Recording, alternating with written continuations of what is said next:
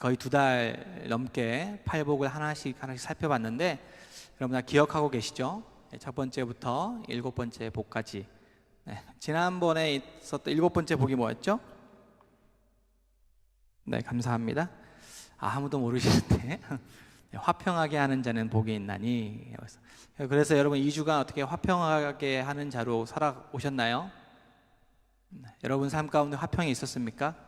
피스메이커 기억하시죠? 그렇게 살아오셨어요? 네, 계속 사시길 바랍니다. 오늘은 이제 의를 위하여 박해를 받는 자는 복이 있나니 마지막 팔복의 8번째 복입니다. 근데 이제 말씀을 10절부터 12절까지 읽었는데요, 여기 보니까 10절에도 복이 있나니 라고 나오고 11절 마지막에도 보니까 복이 있나니 라고 나와요. 그래서 어떤 사람은 이거를 8개의 복이라고 하지 말고 9개의 복이라고 해야 된다라고 주장하는 사람들도 있습니다. 그래서 이건 구복이다, 구복, 8복이 아니고 구복이다 라고 생각하는 사람이 있는데, 이 10절의 말씀과 11절, 12절의 말씀을 면밀히 살펴보면요, 10절의 이후에 따라오는 말씀으로 여기는 사람들이 많습니다. 그래서 10절과 11절, 12절을 같은 복으로 여겨서 팔복이라, 대체적으로 많은 학자들이 팔복이라고 합니다. 여러분, 저와 여러분이 살고 있는 이 세상은 신앙의 자유가 있는 곳이죠. 지금 이 마태복음이 쓰여졌던 이 초대교회의 상황과는 상당히 많이 다른 그런 상황입니다. 저와 여러분은 신앙의 자유가 있는 대한민국에서 살아가고 있어요. 누구나 어떤 것을 믿든지 그것은 자유입니다. 그래서 여러분 그 자유에 의지해서 여러분 지금 하나님이라고 하는, 예수님이라고 하는 분을 믿고 계시죠. 그래서 지금 예배를 드리고 있는 거 아닙니까? 그런데 혹 여러분 중에서 지난번에 화평하게 하는 자에서도 말씀을 드렸지만, 예수를 잘 믿으면요, 여러분이 예수를 잘 믿고 크리스찬의 삶을 잘 살면 따라오는 게 있는데, 그게 뭐냐면 박해라는 거예요. 핍박. 초대교회는 당연하게 핍박을 많이 받았던 그런 시대입니다. 그래서 이 말씀이 자연스럽게 이해가 돼요. 내가 예수 믿기 때문에 박해를 받는구나, 핍박을 받는구나, 이해가 됩니다.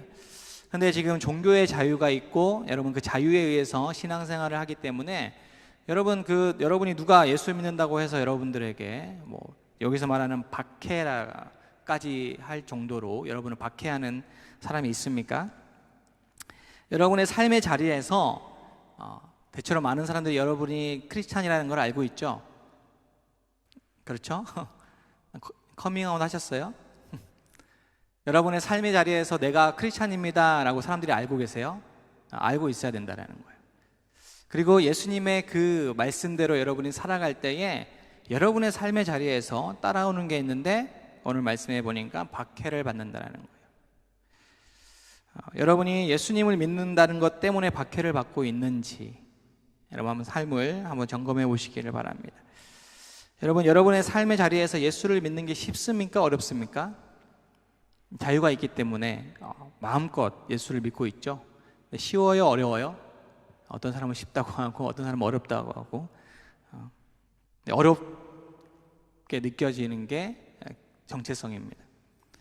내가 내 삶의 자리에서 고군분투하며 신앙을 지켜내는 것, 정말로 그 박해 가운데서 힘겹게 내 신앙을 지켜내는 게 오늘 말씀이란 거죠.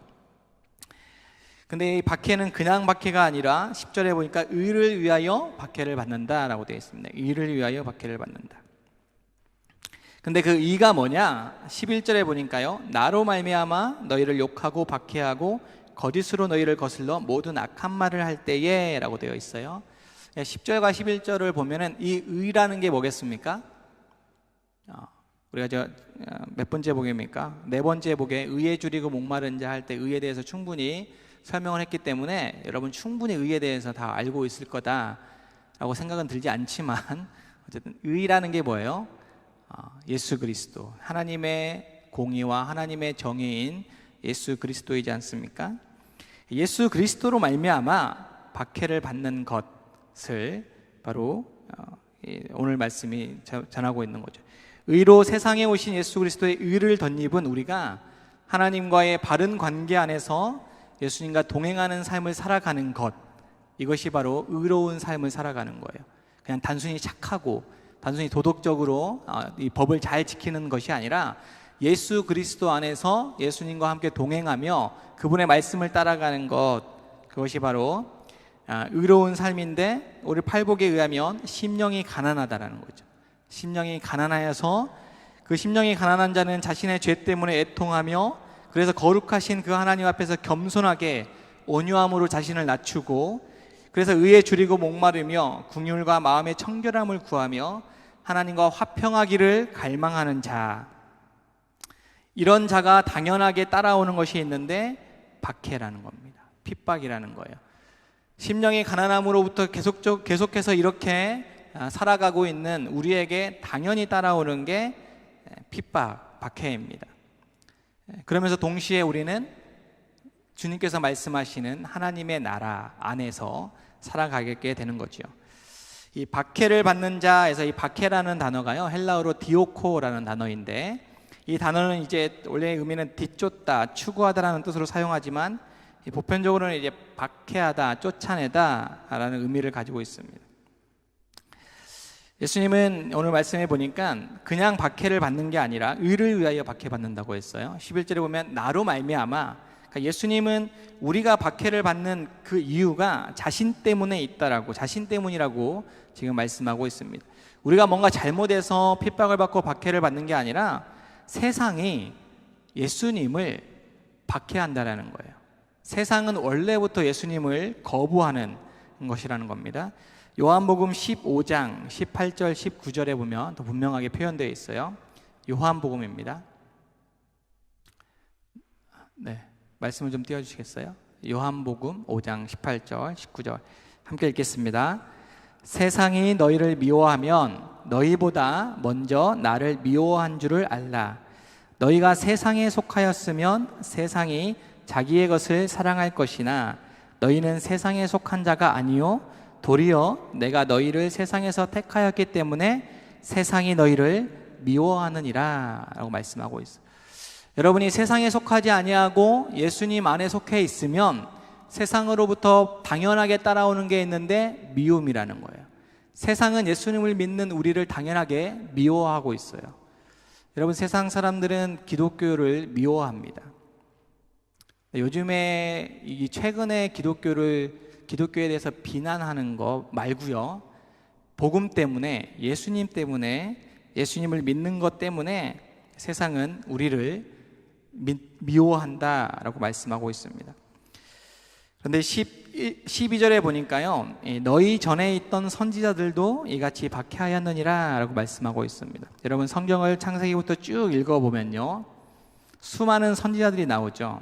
아브라함이라고 하는 선지자, 아브라함도 선지자라고 했었고요, 모세라고 하는 사람도 선지자입니다. 그래서 이런 선지자들도요, 박해를 받은 것을 우리가 성경에서 볼 수가 있어요. 하나님을 그렇게 잘 믿고 따라가는 이런 아브라함이라든지 이삭, 이런 모세라는 사람들이요, 그냥 순탄하게 그냥 살아가는 게 아니라 늘 세상으로부터 박해를 받고 미움을 받았던 것을 우리는 성경을 통해서 볼 수가 있습니다. 그런 구약의 많은 선지자들의 이야기를 압축해서 기록한 곳이 있는데 히브리서 11장이에요. 히브리서 11장은 별명이 있는데 믿음에 대한 장이라고 해서 믿음장이라고 하는 거예요. 그래서 이 믿음장에 보면은 많은 믿음의 사람들이 나옵니다.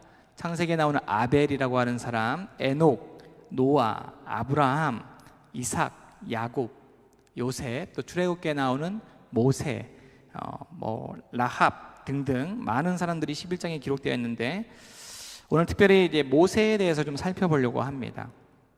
히브리서 11장 24절, 25절, 26절을 한번 읽어보도록 하겠습니다.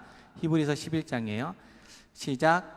믿음으로 모세는 장성하여 바로의 공주의 아들이라 칭함받기를 거절하고 도리어 하나님의 백성과 함께 고난받기를 잠시 죄악의 낙을 누리는 것보다 더 좋아하고 그리스도를 위하여 받은 수모를 애굽의 모든 보화보다 더 큰 재물로 여겼으니 이는 상 주심을 바라봅니다. 거기 믿음장에서 믿음에 대해서 설명하면서 믿음을 가진 이 모세가 모세에 대해서 평가를 하면서 어떻게 얘기를 하냐면, 모세는 애굽의 공주, 그 공주의 아들이라 칭함을 거절한 사람이에요. 모세에 대해서 오늘 설명할 때는 거절의 사람이라는 거예요. 거절한 것은 하나님이 원하시는 것이 아니기 때문에 그 아무리 공주의 아들이라고 해도 그곳을 거절했다라는 겁니다. 여러분, 거절이라고 하는 것은 뭐예요? 거절이라는 것은 다른 것을 선택했다는 거 아니에요? 그래서 모세가 선택한 게 뭐냐면, 공주의 아들로서 살아가는, 공주의 아들의 정체성으로 살아가는 것이 아니라 하나님 백성과 함께 고난받는 것을 선택했다는 겁니다.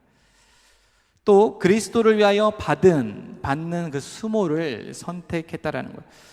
여러분이 만약에 이러한 모세와 같은 선택의 기로에 있다면 여러분은 어떤 선택을 할 것 같아요? 공주의 아들과 정말로 이 하나님의 백성, 그 당시에 출애굽할 때 하나님의 백성은 어떤 모습입니까? 노예의 삶이죠. 종의 삶입니다. 하늘과 땅 같은 삶이, 세상의 눈으로 봤을 때는 하늘과 땅의 삶이에요. 애굽에서 공주의 아들로 아주 편안하게 평탄하게 살아가는 삶이냐, 아니면 노예들과 함께, 그들은 하나님의 백성이라고 일컫는 자들인데 그 노예들과 함께 그 광야에서 몸부림치며 살아가느냐, 이 두 가지의 선택의 기로에서 여러분이 모세라면 어떤 것을 선택할 것인가? 모세의 그 거절은요, 보다 나은 선택을 하기 위해서입니다. 모세가 선택한 것은 하나님의 백성과 함께 고난받는 것을 선택했다라는 거예요. 저와 여러분도 이 세상 속에서 살아가면서 이 모세와 같은 이렇게 큰 선택은 아닐지라도 여러 가지 선택의 기로에 서 있습니다. 특히 크리스찬이라고 하는 정체성, 기독교인이라고 하는 정체성을 가지고 살아가는 여러분들 가운데 아주 많은 선택의 기로에서, 특히 세상 사람들과의 관계 속에서 많은 선택의 기로에서 여러분이 서 있다라는 겁니다. 그런데 중요한 것은 그 많은 선택의 기로에서 여러분이 어떤 선택을 하냐에 따라서 여러분의 삶이 달라진다라는 거예요. 여러분의 인생이 달라진다라는 겁니다. 그런데 이 선택은 큰 선택이 있고 작은 선택이 있습니다. 여러분 살다 보면 이런 아주 중요하게 생각하는 아주 큰 선택이 있고, 삶의 시간마다 아주 잘잘하게 선택하는 선택들이 있다라는 겁니다. 그런데 그 많은 선택 중에서 인생을 크게 좌우하는 우리의 삶의 속에서 그 선택은요, 큰 선택도 있지만 아주 작은 삶의 선택에서 여러분의 인생이 조금씩 변화되고 있다는 거예요. 이 작은 선택들이 모여서 큰 선택이 됩니다. 우리는 죄인이기 때문에, 죄의 본성을 가지고 있기 때문에 그리스도를 위해 고난받는 선택보다는요, 세상이 주는 안락함, 세상이 주는 평안함, 세상이 주는 명예, 세상이 주는 자랑, 그런 것들을 때때로 아주 작은 순간순간에 선택하는 경우가 많다라는 거예요. 그렇게 선택하기가 쉽다라는 겁니다. 죄악의 삶은 순간의 즐거움을 주고 아주 쾌락을 줍니다. 그래서 우리는 별로 고민하지 않고 그런 삶을 선택하는 경우가 많죠. 영원한 삶이 있다는 것을 알지 못하고 눈앞에 있는, 지금 내 눈앞에 있는 즐거움만을 위해서 사는 사람은 성경에 나오는 것처럼 육체의 정욕, 안목의 정욕, 이생의 자랑을 위해서 선택을 한다는 겁니다. 그런데 더 중요한 것은요, 그 선택이 주는 즐거움은요, 아주 잠깐뿐이라는 거예요. 그 잠시의 시간이 지나면요, 나도 모르게 하나님 앞에서 그 죄악된 마음이 드러나게 된다는 겁니다. 나를 사로잡습니다. 그래서 때로는 자괴감에 빠지게 돼요. 왜 이런 선택을 했을까? 그러면서 또 여러분 매주 와서 뭐 합니까? 회개해요. 기도하면서 어떤 기도해요? 내가 하나님 앞에서 그렇게 살지 못했습니다. 매번 똑같은 기도를 하시죠.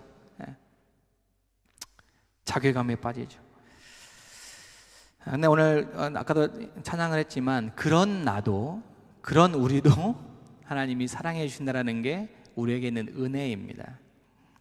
성경은 잠깐의 낙이 아닌 영혼의 삶을 선택하라고 계속해서 말씀하고 있어요.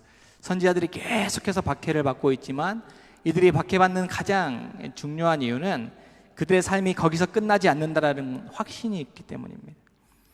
예수를 믿는 삶은 때로는 세상에서 핍박을 받는 삶이에요. 하지만 영원한 하나님의 나라에 비하면, 영원히 우리가 살아가게 될 하나님의 나라에 비하면 그 박해받는 그 시간이 아주 찰나와 같은 시간이라는 거예요. 믿음의 사람들은 그것을 알았습니다. 그래서 자신들이 받는 그 핍박, 고난을 받을 때에 기뻐하고 즐거워했어요. 그래서 예수님도 오늘 12절에 기뻐하고 즐거워하라, 하늘에서 너희의 상이 큼이다 라고 말씀하고 있습니다. 한때 교회를 엄청나게 박해했던 사람이 있죠. 바울이라고 하는 사람이에요. 그는 교회에 예수님을 믿는 사람이라면 눈에 불을 켜고 색출해서 공회에 고발하는, 감옥에 가두고 핍박하는 그런 사람입니다. 그런 사람이 다메섹에서 주님께서 만나 주심으로 인해서 하나님의 은혜로 말미암아 만나 주시는 그 하나님의 은혜로 말미암아 반대로 주님 때문에 자신이 박해했던 그 사람들 편에 서서 박해를 받는 그런 사람이 되었습니다. 그런 그가 디모데 후서에 보면요, 여러분 우리가 요즘에 큐티하고 있는 게 어디예요? 몰라요? 디모데 후서잖아요. 여러분 큐티 좀 하십시오. 매일 성경을 좀 묵상하십시오. 우리가 이제 디모데 후서를 묵상하고 있고 오늘까지가 이제 디모데 후서의 말씀인데, 그 디모데 후서의 3장 12절에 보니까 바울은 자신이 이제 죽기 앞두고 감옥에서 죽음을 앞두고 이렇게 고백합니다. 12절이에요.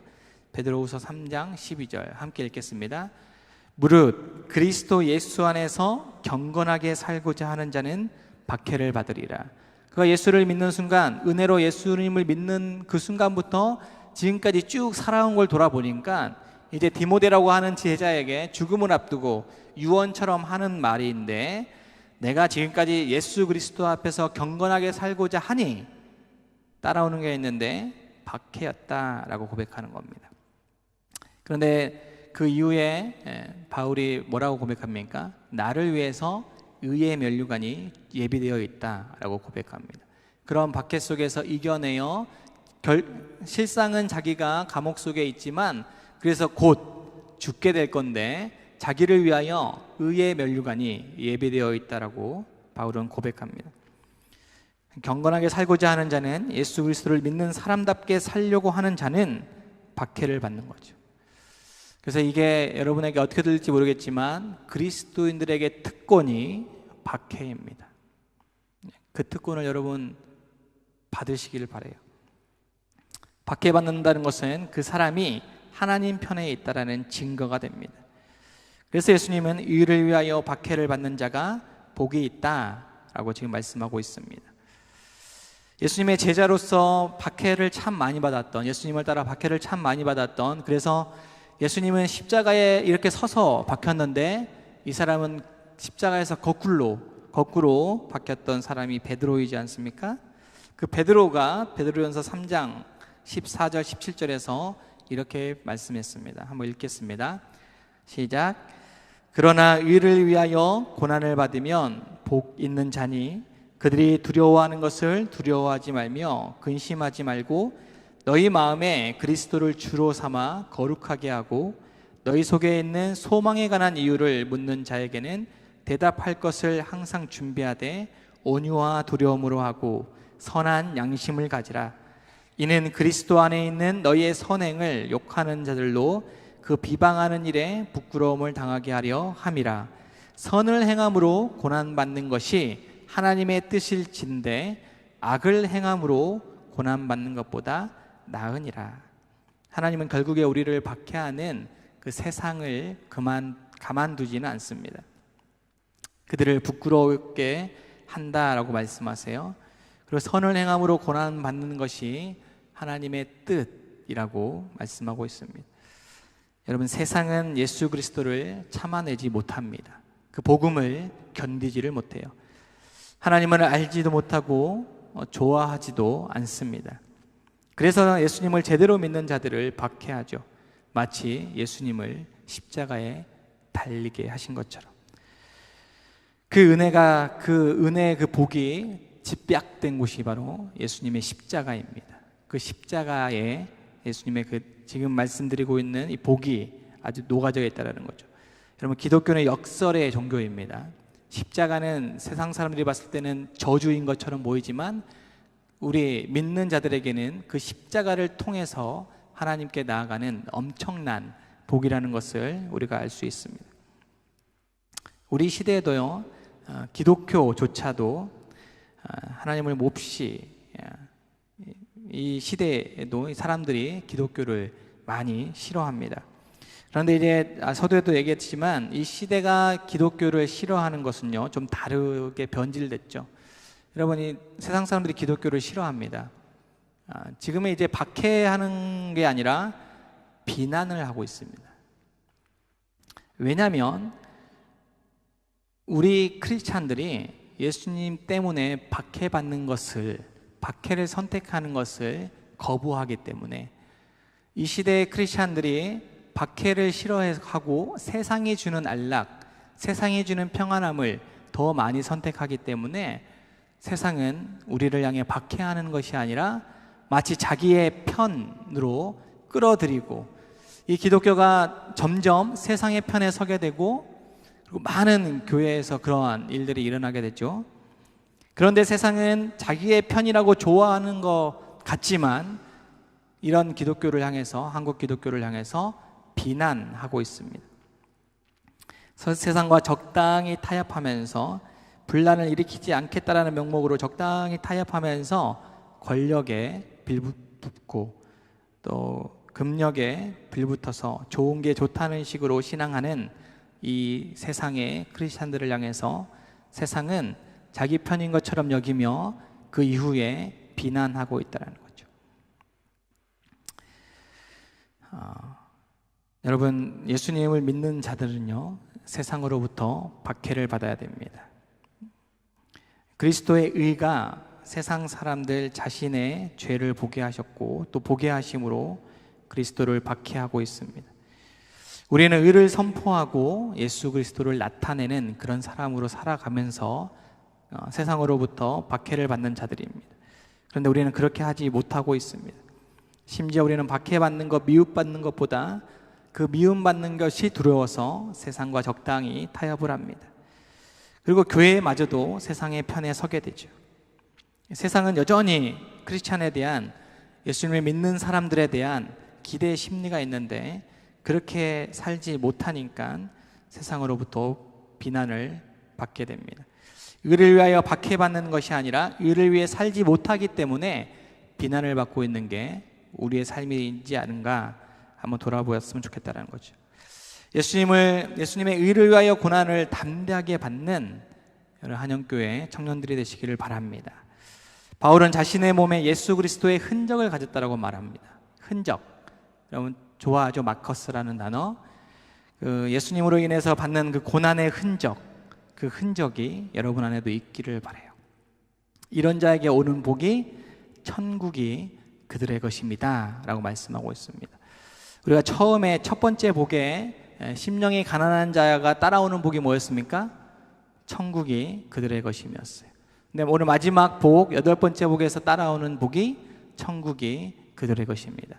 그래서 첫 번째 복과 마지막 복에서 천국이 그들의 것입니다 라고 약속하시면서 바실레이아 톤 우라논이라고 하나님의 나라가 그들의 것이다 라고 말씀하시면서 이 하나님의 나라를 살아가는 하나님 나라의 백성으로서의 정체성에 대해서 지금 계속해서 얘기하고 있는 겁니다.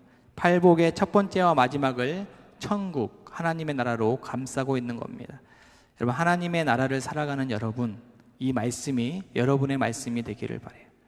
하나님 나라를 위한 주님의 말씀이 여러분의 삶에 그대로 나타나는 그런 말씀이 되기를 바랍니다. 이 팔복에 나오는 8가지의 사람들이, 8가지의 복이 여러분 안에 정체성으로 자리 잡히기를 바랍니다. 그래서 우리의 천국의 삶의 요소, 박해가 있지만 그 박해를 기꺼이 견딜 때 하나님 나라의 약속은 우리의 것이 됩니다. 바울은 로마서 8장 18절에서 이렇게 말씀합니다. 로마서 8장 18절, 네, 현재의 고난은 장차 우리에게 나타날 영광과 비교할 수 없도다. 현재의 고난은 장차 우리에게 나타날 영광과 비교할 수 없도다. 우리가 순간순간 어떤 선택에 따라서 받는, 세상으로부터 받는 미움과 그 고난, 박해는 우리가 우리에게 나타날 영광, 하나님 나라를 살아가면서 우리에게 다가오는 그 무한한 그 하나님의 영광과 비교할 수 없다라는 겁니다. 영원한 천국이 우리의 것이기 때문에 위로 하여 받는다 할지라도 기뻐하고 즐거워하는 여러분 되시기를 바랍니다. 여러분, 그 주님 때문에 때로는 미움과 박해를 받을지라도 기뻐하고 여러분의 삶이 즐거운 우리 한영 청년들이 됐으면 좋겠습니다. 우리 함께 찬양하겠습니다. 아까 찬양했던 믿음과 삶이라고